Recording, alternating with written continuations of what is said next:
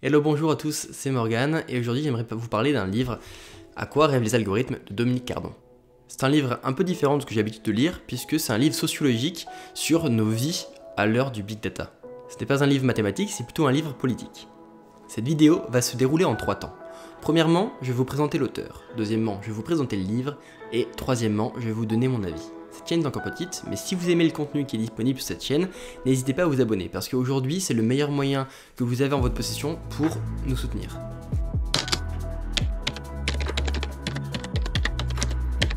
Donc comme je l'ai dit précédemment, je vais commencer par présenter l'auteur de ce livre, Dominique Cardon. Dominique Cardon est un sociologue français. Depuis 2016, il est le directeur du laboratoire de recherche Media Lab de sciences politiques. Ses recherches s'axent principalement sur l'usage d'Internet dans différents contextes. Par exemple, la gouvernance de Wikipédia, les réseaux sociaux et même les blogs. Il analyse donc les transformations de l'espace public, la dynamique expressive et relationnelle via le web, l'analyse sociologique des algorithmes du web et du big data qui est en lien fort avec le thème du livre que je vais vous parler aujourd'hui. Il a d'ailleurs publié plusieurs livres de vulgarisation sur le sujet, dont le livre que je vais parler aujourd'hui, À quoi rêvent les algorithmes. Le livre À quoi rêvent les algorithmes est divisé en 4 chapitres. Le premier où il va parler des 4 familles de calcul numérique. Le deuxième où il va parler de la révolution des calculs. Le troisième où il va parler des signaux et des traces. Et le quatrième où il va parler de la société des calculs. Avant de commencer à parler des chapitres, j'aimerais vous parler de l'introduction, qui pour moi est top et qui introduit bien le livre et le contexte. Cette introduction permet de bien poser le sujet et de vulgariser très bien les concepts clés à comprendre avant de s'attaquer au livre. Et quoi de mieux que vous lire un court passage pour bien vous introduire le livre.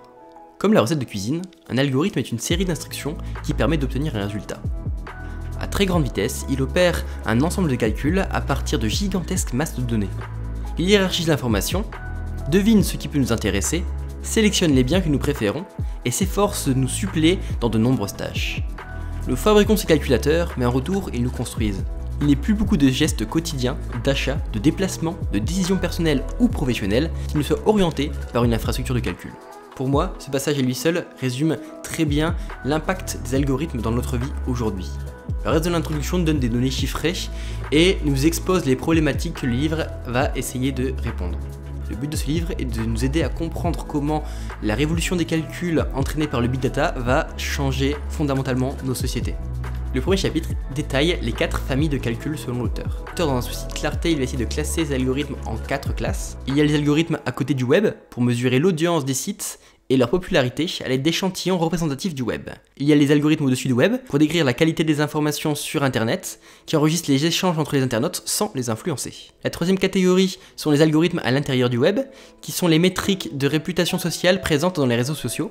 La dernière catégorie se plaçait sous le web pour enregistrer les traces des internautes.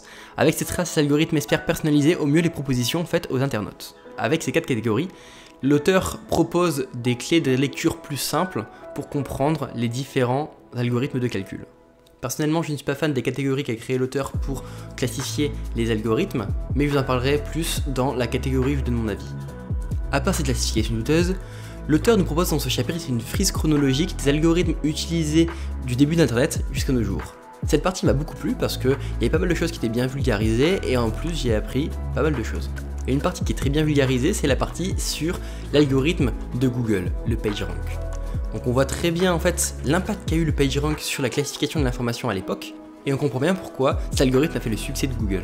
Dans le deuxième chapitre, l'auteur parle de la révolution des calculs. L'auteur précise que la révolution des big data se trouve autant dans l'accumulation des données et la masse de données disponibles que dans leur utilisation. Et une idée que l'auteur exprime et que j'aime beaucoup, c'est que finalement les statistiques aujourd'hui servent moins à représenter le réel qu'à agir sur lui. Le calcul des différents KPI et indicateurs nous sert plus à nous positionner par rapport à une tâche et à voir où on en est par rapport à un objectif que vraiment avoir une vue globale et représenter la situation dans laquelle on est. L'auteur cite la loi de Goodhart qui dit que dès qu'une mesure devient un objectif, elle cesse d'être une bonne mesure. C'est d'autant plus vrai qu'aujourd'hui les indicateurs et les KPI, leur valeur n'a plus vraiment d'importance. Ce qu'on va vouloir regarder en fait, c'est la différence des valeurs successives de ces indicateurs. Un point fort de ce chapitre, c'est quand l'auteur parle des corrélations sans cause. C'est-à-dire qu'aujourd'hui, les modèles de deep learning, de machine learning, peuvent prédire avec très grande précision certains résultats, qui sont vrais, mais sans expliquer les causes, sans expliquer pourquoi ils prennent ces décisions. Il y a un manque clair d'explicabilité. On définit ces algorithmes de boîte noire, c'est-à-dire qu'on ne peut pas comprendre ce qui se passe à l'intérieur de ces algorithmes. Et l'opacité de ces modèles peut poser un réel problème pour l'utilisateur.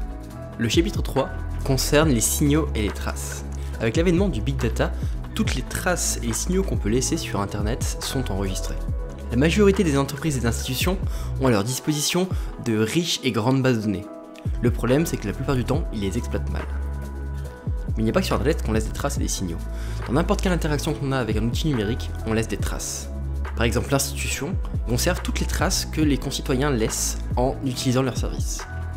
Quand on utilise le transport public par exemple, ou quand on utilise les tri des déchets, etc., tout est conservé. Et le but du gouvernement, c'est de mettre ces données en open access. Le but de l'open access, c'est comme ça, n'importe quelle entreprise, n'importe quelle action citoyenne peut utiliser ces données pour créer une application citoyenne pour aider la ville à mieux gérer par exemple le tri des déchets ou les transports par exemple.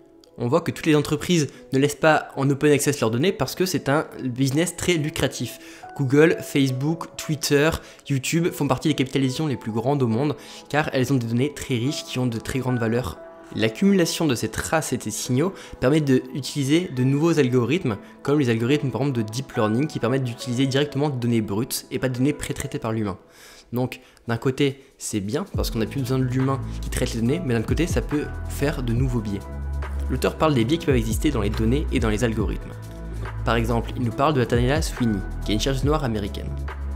Elle a découvert qu'en tapant son nom dans Google, il y avait une publicité qui disait Latanaya Sweeney Arrested ? Et donc elle s'est demandé pourquoi elle avait reçu cette publicité ciblée. Cette publicité appartient à un organisme qui permet de savoir si vous avez été arrêté et checker votre casier judiciaire. Elle a remarqué que quand elle tapait sur Google les noms de ses collègues qui étaient blancs et qui avaient des noms plutôt d'américains blancs, il y avait d'autres publicités qui s'affichaient, par exemple pour des robes de mariée ou autre chose. Donc elle se demandait, est-ce que l'algorithme de Google est discriminatoire? Pour que l'algorithme de Google soit discriminatoire, il faudrait qu'il y ait quelque chose qui arrive à prédire est-ce que finalement le nom est blanc ou noir et qu'il influe en ce sens. Et en fait, non, l'algorithme n'est pas discriminatoire. Ce qu'il va faire, c'est juste que les utilisateurs vont plus souvent vouloir chercher des informations sur le casier judiciaire de quelqu'un s'il a un nom afro-américain que s'il a un nom blanc. Donc l'algorithme n'a pas un biais en soi, on n'a pas demandé d'être discriminatoire, mais reflète la discrimination qui se passe dans la société actuelle. Si on prend juste des données brutes qui reflètent la société, on va juste recréer les mêmes biais indéfiniment. Il va reproduire les structures sociales, les inégalités et les discriminations. Ces données brutes et ces nouveaux algorithmes créent des modèles tellement complexes qu'on ne peut pas vérifier la neutralité de l'algorithme. Comme nous ne pouvons pas vérifier la neutralité de ces algorithmes, l'auteur propose que ces algorithmes respectent une obligation de loyauté. Qu'est-ce que c'est qu'une obligation de loyauté? En fait, c'est que ces algorithmes respectent ce pourquoi ils ont été conçus. Si l'algorithme a été créé pour donner les 100 meilleurs sites sur un thème donné, il faut qu'il donne vraiment les 100 meilleurs sites. Par exemple, Google, son but c'est de vous donner par rapport à une requête les sites les plus en accord avec votre requête, mais on sait très bien que Google met ses services plus haut que d'autres sites, alors que leurs sites n'ont pas forcément plus d'autorité que ces sites-là. Par exemple, Facebook met dans votre fil d'actualité des informations du contenu à but publicitaire, alors qu'en fait, finalement, vous n'avez pas un fort engagement envers ces entreprises. Par exemple, Amazon veulent mettre en avant parfois certains livres. Pour cela, ce qu'ils vont faire, c'est qu'ils vont vous proposer des livres alors qu'ils ne sont pas du tout en accord avec votre profil.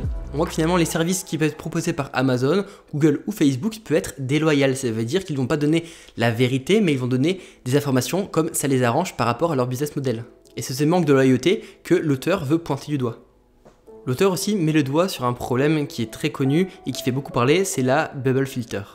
La bubble filter, en fait, c'est le fait que les algorithmes de recommandation vont vous recommander toujours les mêmes choses qui sont dans votre profil, et donc vous allez être finalement dans une bulle et vous allez voir seulement les informations qui vous intéressent sans voir ce qui se passe à l'extérieur. En réalité, sur Facebook, vous n'allez pas voir toutes les informations de vos contacts. Ce que vous allez voir, c'est seulement les informations filtrées par un algorithme que vous avez le droit de voir. Cet algorithme se nomme le EdgeRank. Son principe est de privilégier les informations qui ont été publiées par des amis avec qui vous êtes en contact régulièrement. À l'encontre de cette attaque sur la bubble filter, les chercheurs de Facebook ont essayé de mesurer en quoi cette bubble filter a un impact sur les utilisateurs. Ils ont pris 10 millions d'utilisateurs pour faire leur étude. Et finalement, ils ont montré dans leur étude que les utilisateurs clôturent eux-mêmes leur bubble filter en fait. Ce qu'ils vont faire, c'est en choisissant leur contenu qu'ils veulent aimer, en choisissant les contenus qu'ils veulent commenter, en choisissant leurs amis, ils vont créer eux-mêmes une bulle qui est beaucoup plus stricte que le fait Facebook. Même s'il est vrai que l'algorithme réduit cette bulle, il n'en est rien comparé à ce que les utilisateurs peuvent faire pour réduire leur bulle. Maintenant, je vais parler du 4e chapitre sur la société de calcul. Finalement, l'auteur souligne qu'aujourd'hui, on n'est plus dans un monde basé sur des idéologies et des croyances finalement, mais plus sur des métriques. On va plus faire confiance dans des décisions à des métriques, à des choses qui sont mesurables, que par des intuitions. Ces métriques sont rationnelles, elles sont calculées, on voit le risque d'erreur, alors que les intuitions, finalement, on ne sait pas d'où elles viennent et peuvent causer des dramas. Créer des indicateurs et des chiffres permet de nous débarrasser de l'encombrement de la subjectivité des décideurs. Ces chiffres peuvent donner de l'autorité à quelqu'un alors qu'elle ne correspond pas aux normes sociales actuelles. Par exemple, l'auteur prend l'exemple de Gangnam Style de Psy. Finalement, Psy, c'est un chanteur coréen à qui personne n'aurait laissé sa chance.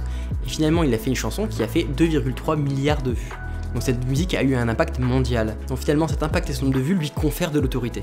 Et c'est cette autorité qui permet à des influenceurs sur YouTube, sur Twitter, sur Instagram, sur Facebook de pouvoir influencer des personnes et pouvoir avoir de l'autorité sans en avoir aucun titre préalable. C'est comme Wikipédia qui à la base suscitait l'ironie, puis l'hostilité et enfin maintenant le respect des élites lettrées. Aujourd'hui, Wikipédia fait partie des sites auxquels Google donne le plus d'autorité. Et ces métriques d'autorité et de popularité veulent désigner l'excellence et promouvoir le meilleur. Le monde vu par Google est un univers méritocratique qui confère une visibilité disproportionnée aux sites web les plus reconnus. Vous avez peut-être déjà entendu parler de la loi de Pareto, où 20% des personnes concentrent 80% des richesses, où 20% des actions confèrent 80% des résultats. En fait, la forme que prend cette loi dans le web est beaucoup plus disproportionnée. 1% des sites concentrent 90% de la visibilité. L'auteur parle aussi de l'effet de Mathieu, qui est une loi de distribution sur les structures en réseau, qui avantage extrêmement le centre du réseau. C'est pour ça que l'auteur parle de la tyrannie du centre. Pour conclure, l'auteur détaille le rêve des algorithmes. En fait, le rêve des algorithmes, c'est de délester l'humain de tout ce qui est compliqué et mécanique dans la vie de tous les jours. Et le but, c'est de le laisser libre pour des tâches cognitives plus hautes, plus complexes ou plus ambitieuses. En fait, dans la vie de tous les jours, une quantité considérable de choix sont faits automatiquement par des algorithmes. De ce fait, on vit dans le confort de ne pas avoir à se consacrer à 1001 décisions pratiques. De ce fait, tout ce qui a plus de mécanique dans la vie de tous les jours et dans notre métier peut être automatisé. Par exemple, le vol des avions, la modélisation de schémas en 3D ou la lecture de radiographie ou d'IRM. Mais il ne faut pas dramatiser ce conflit entre humains et machines. Le but, c'est de travailler ensemble pour faire en sorte de créer des machines qui vont nous permettre d'être augmentées et d'avoir un quotidien plus harmonieux. Maintenant, je vais vous donner mon avis sur ce livre, mais c'est un avis d'un expert en machine learning, pas un expert en sociologie. Donc il y a peut-être des choses que je n'ai pas forcément tout compris, j'ai peut-être pas les clés pour tout, mais ce sera mon avis en tant, du coup, qu'expert en machine learning. Ce que je déplore un petit peu dans ce livre, c'est que le vocabulaire n'est pas neutre. À chaque fois, l'auteur prend position en fonction des algorithmes qui vont vous traquer sur internet, qui vont faire en sorte que la situation vous soit défavorable. Ça se voit notamment sur les vocabulaires et les exemples choisis. L'auteur ne parle que d'exemples défavorables à l'utilisateur. Alors qu'aujourd'hui, il y a énormément d'applications qui sont favorables à l'utilisateur et qui rendent la vie beaucoup plus pratique. Par exemple, l'auteur emploie cette phrase pour décrire son livre. Ce livre décrit le monde auquel rêvent les algorithmes. Il faut que nous le comprenions avant de nous réveiller. Trop tard. Cette phrase est faite pour faire peur, et dire que cette phrase est utilisée pour présenter le livre, on voit très bien la direction que prend le livre et l'exemple qu'il va utiliser. L'auteur a fait le choix de parler d'algorithme à la troisième personne, comme si c'était une entité, comme si c'était une machine un peu comme dans Matrix ou Terminator. Alors que finalement, les algorithmes c'est une machine, c'est qu'un outil, c'est rien de plus qu'un outil mathématique qui va dire si une photo c'est un chat ou un chien, qui va permettre de faire conduire des voitures tout seul, de faire conduire des avions tout seul, ou de lire des IRM seul. Car il ne faut pas oublier que l'humain a le contrôle de tous les algorithmes qu'il crée, et c'est lui qui les crée, les algorithmes ne vont pas devenir intelligents tout seuls par eux-mêmes. Donc sur ce point, je suis assez mitigé et je suis pas vraiment en accord avec l'auteur sur ce point-là. De plus, quelque chose qui m'a gêné pour la compréhension du livre, c'est le fait de la classification que l'auteur fait des calculs. Des calculs par rapport au web, à côté du web, dans le web, sous le web, au-dessus du web, ce qui n'a pas vraiment de sens, ni de signification en termes algorithmiques. Je pense que l'auteur a voulu créer cette classification pour aider le lecteur, pour donner des clés, et je pense qu'en fait, finalement, en quête de simplification de créer ces classes, ça va complexifier la lecture et perdre un peu plus le lecteur. Je pense que pour expliquer les algorithmes, l'auteur aurait dû garder la classification des algorithmes telle qu'elle est faite en sciences. Malgré les défauts que je viens de vous présenter, j'ai bien aimé lire ce livre. C'est un livre qui parle de l'impact des algorithmes sur notre société, sur notre vie, sur notre environnement et sur notre futur finalement. Et c'est assez intéressant de voir toutes les questions que se pose l'auteur sur notre futur, sur comment utiliser l'algorithme, comment gérer les biais. Ça m'a fait prendre conscience de certaines questions et réfléchir à certaines autres. Donc ce livre porte des questions réelles auxquelles il faut apporter des réponses. Donc ce livre qui est porté très critique sur l'utilisation des algorithmes dans notre société, finalement contrebalance tous les livres qu'on peut lire un peu en ce moment qui pensent que l'IA c'est génial et que ça va changer notre vie pour le meilleur. Par contre, si vous êtes néophyte et que vous voulez lire un livre de vulgarisation sur les algorithmes, je ne recommande pas forcément ce livre. Il y a des livres bien mieux faits, bien mieux vulgarisés pour comprendre tout ce qui se passe dans le domaine des algorithmiques, à quoi servent les algorithmes, dans quel cas les utiliser et c'est quoi les opportunités et les limites de ces outils. Par contre, si vous avez déjà des connaissances dans le domaine et que vous voulez lire un livre qui pose des questions sur les limites de l'utilisation et comment ces utilisations sont utilisées dans notre société, là je vous conseillerais ce livre. J'espère que vous avez apprécié cette vidéo. Si c'est le cas, n'hésitez pas à aimer la vidéo et à vous abonner pour être au courant des prochaines vidéos. Allez, bye bye.